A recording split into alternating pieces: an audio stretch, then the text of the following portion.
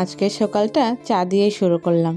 তো সকালের বাসি কাজগুলো করে নিয়ে চলে এসেছি রান্নাঘরে চা বানাতে। আজকে এবার মেয়ের স্কুল নেই, তো যাই হোক ওই আর কি তাড়াহুড়ো নেই, তো ওই জন্য আগে চাটাই বানিয়ে নিলাম।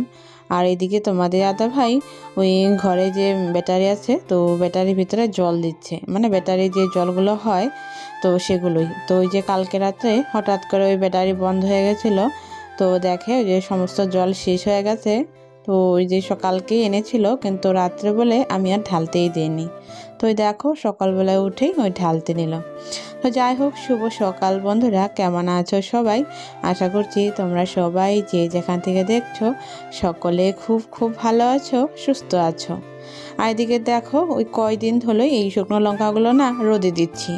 তো কালকে এবার মেয়ে খেলতে খেলতে ওই শুকনো লঙ্কার মধ্যেই ওই কাদা বালু এগুলো সব দিয়ে ফেলেছিল। তো আর কি আজকে আবার দেখলাম ভালোই রোদ, তো আর কি দেখো এই ধুয়ে চালনা করে নিয়ে একটু রোদে দেব। তো খানিকক্ষণ জল টল ঝরে গেলে তারপরে আবার ওইখানে রোদ পড়ে, তো ওই টিনের ভিতরে দেবো। ওই টিনের উপরে না যে কোনো জিনিসই শুকাতে দিলে খুব তাড়াতাড়ি কিন্তু শুকনো হয়। তো যাই হোক, আর এদিকে না বর্তমান ওই শুকনো লঙ্কার দাম, মানে কাঁচা লঙ্কার দাম খুবই কম, আর বর্ষাকালে কিন্তু খুবই দাম বেড়ে যায়। ওই আর কি চেষ্টা করি তো সংসারের এইভাবে কিছু কিছু জিনিস আয় করার। তবে এটা তো সেরকম বড় ব্যাপার না। তবে আর যাই হোক, এদিকে দেখো আমি কিছু কাপড় ভিজে রেখেছিলাম, তো সেগুলো ওই যে এক এক করে ধুয়ে দিয়েছি। আর আজকে না ওই রোদটা বেশ ভালোই, আর তার মধ্যে কালকে হচ্ছে বিয়ের বাড়ি।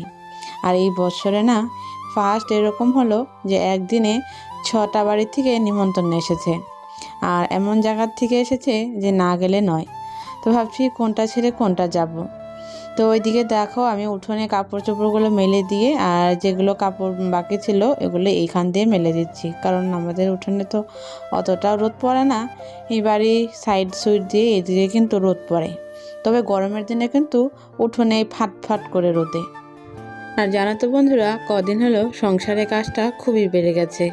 তো ওইদিকে তো সামনেই মেয়ের বছরিকীয় পরীক্ষা, মানে অ্যানুয়াল এক্সাম, আর হচ্ছে তো সংসারের কাজ, আর হচ্ছে অনুষ্ঠান প্রচুর। মানে এদিকে কিছুদিন আগেই ওই অষ্টপ্রহর গেল, মানে আমাদের বাড়ির খুব কাছেই, তো ওই জন্য প্রত্যেক দিনই যাই।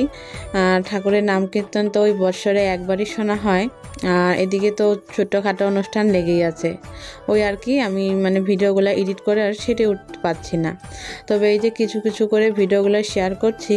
আর এদিকে দেখো ওই যে কালকেই বললাম ওই বিয়ে বাড়ি যাব, তো ওই জন্য দেখো ওই শাখাগুলো পরিষ্কার করে নিচ্ছি।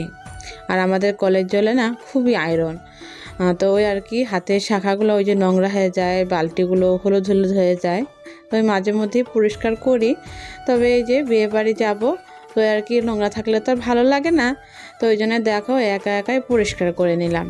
আর কেউ যদি পরিষ্কার করে দেয় না খুবই তাড়াতাড়ি হয়, আর একা করলে না একটু দেরি লাগে। তো চলো এদিকে এগুলো পরিষ্কার করে নেই।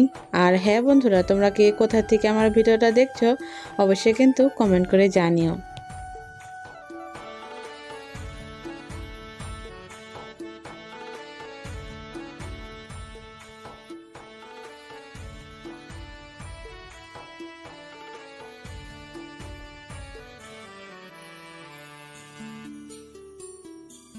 তো তারপরে দেখো আমি স্নান টান করে চলে এসেছি ঠাকুর ঘরে। তো ঠাকুর ঘরে তো পুজো দেওয়া কমপ্লিট। তারপরে দেখো ওই তুলসী তলায় এসেছি পুজো দেওয়ার জন্য। আর এখন তো ওই ঘড়িতে মোটামুটি 11:30টার মতনই বাজে।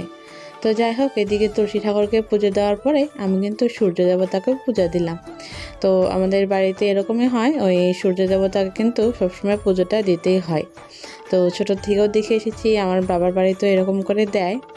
আর খালি আমাদের বাড়ি বলে না, সবারই কিন্তু এইভাবে সূর্য দেবতাকে জল দেওয়াটা লাগে।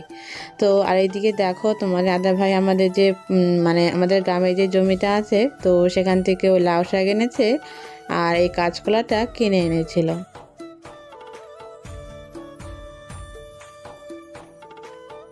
আর এদিকে দেখো বাটিতে হচ্ছে খিচুড়ি প্রসাদ।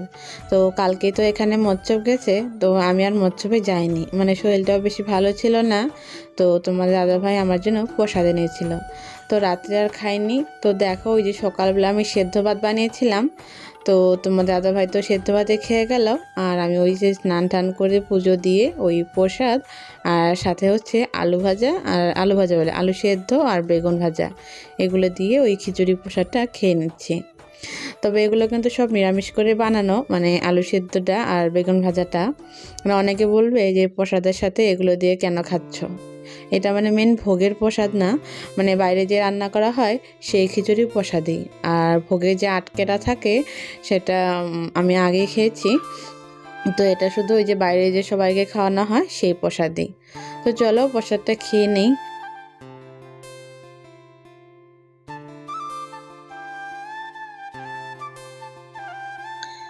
তো দেখো এদিকে প্রসাদটা খেয়ে নেওয়ার পর চলে এসেছি ওই সবজি বানাতে। আর দেখো সবজি বানাতে বানাতে এই যেরকম যে হবে কোনোদিনও ভাবিনি। তো অনেক দিনই হলো আমার কিন্তু ওই হাত ঠাত কিন্তু কাটে না। তো আজকে দেখো এই যে প্রথমবার সবজি বানাতে বানাতে হঠাৎ করে হাতটা কেটে গেল। তো কি করব বলো, আর অনেকখানি কেটেছিল। তো ভেবেছিলাম হয়তো ঠিক হয়ে যাবে। তো দেখো ওই কাটার সাথে সাথে তো গলগলে রক্ত, তারপরে না ওই রক্ত পড়া আর বন্ধই হচ্ছিল না। পরে আবার সেই যে ওই পাতাগুলো থাকে, মানে ওই যে রক্ত পড়া বন্ধ হয় লাল লাল পাতা, তো সেই পাতাগুলো দিয়ে আমি ওই হাতের মধ্যে বেঁধে তারপরে কিন্তু ওই সবজি বানাতে আসলাম। আর এত পরে যে এত ব্যথা করছিল না, মানে কি বলবো আর। তো যাই হোক, নিজের সংসার নিজের ঘর বাড়ি কাজ তো নিজেকে করতে হবে। তো ওই যে হাতটা মানে বেঁধে নিয়ে আসার পর তারপরে ওই যে আবারও সবজিগুলো বানিয়ে নিচ্ছি। আর এদিকে জানো তো আজকে আবার ওই যে সামনে টিউশনও, কারণ ওই বললামই যে ফাইনাল পরীক্ষা এসে গেছে। তো ওই আর কি, মানে একদিক দিয়ে সংসারের কাজ, একদিক দিয়ে টিউশনি, আর একদিক দিয়ে বাচ্চা, সব মিলিয়ে মধ্যে মানে খুব চাপের মধ্যে দিয়েই যাচ্ছি। তো যাই হোক, টুকিটাকি এই যে সবজিগুলো বানিয়ে নিয়ে চলে এসেছি রান্নাঘরে। আর আজকে না অনেক কিছু কিন্তু রান্না হয়েছে। বেগুন ভাজা করেছি, তোমার ভেন্ডি ভাজা, আর হচ্ছে লাউ শাকের চচ্চড়ি, কাঁচকলা ভাজা, সাথে রয়েছে মসুর ডাল। তো যাই হোক, এদিকে কিন্তু আমার সমস্ত রান্না বাড়া হয়ে গেছে। তো এদিকে এখন সব কিছু ঠিকঠাক করে নিয়ে গ্যাসটাও কিন্তু মুছে নেব, কারণ কতক দিন এরকম হয় যে ওই রান্না করতে করতে সময় পাই না, পরে কিন্তু আর গ্যাসটা মোছা হয় না। আর যখনকার কাম তখন না করলে কিন্তু পরে আর হয়ই না। তো আর কি দেখো, আমি রান্না করতে করতে কিন্তু ওই গ্যাসটা মুছে নিই। তো চলো, এদিকে তো আমার রান্নাবাড়া কমপ্লিট। এদিকে তোমাদের দাদাভাই তো এখনও খেতে আসেনি। তো এই যে ফোন করব, তো কত সময় এরকম হয় যে রান্না শেষ না হতেই আগে চলে আসে।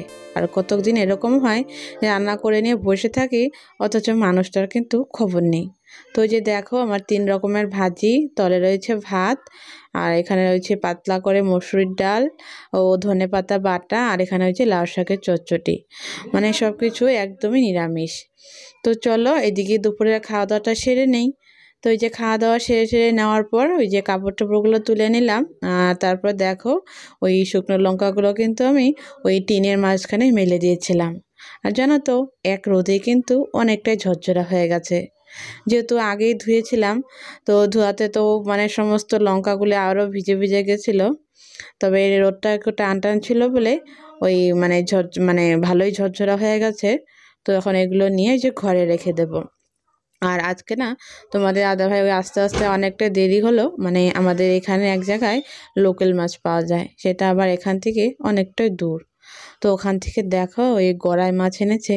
তবে তোমরা এই মাছগুলোকে কি বলো আমি তো জানি না, তবে আমাদের এখানে না এই মাছগুলোকে ওই গড়াই মাছই বলে। আর এখানে হচ্ছে মেয়ের কিছু খাবার, মানে চকলেট। আর এই যে দেখো মাছগুলো, তো ওই যে দেখো না বালতিতে মানে রাখতেই পারছে না, ওই লাফে লাফে যাচ্ছে। আর মাছগুলো কিন্তু বেশ বড় বড়ই ছিল। তো যাই হোক বন্ধুরা, আজকের মতন ব্লগটা এখানেই শেষ করছি। ভালো লাগলে লাইক কমেন্ট শেয়ার করে দিও। আর চ্যানেলে নতুন বন্ধু হয়ে থাকলে চ্যানেলটা অবশ্যই সাবস্ক্রাইব করে দিও। তাহলে আজকের মতন বিদায় নিচ্ছি। আবারও দেখা হচ্ছে তোমাদের সাথে নতুন আরেকটা ব্লগ নিয়ে। ততক্ষণ সকলেই ভালো থেকো, সুস্থ থেকো।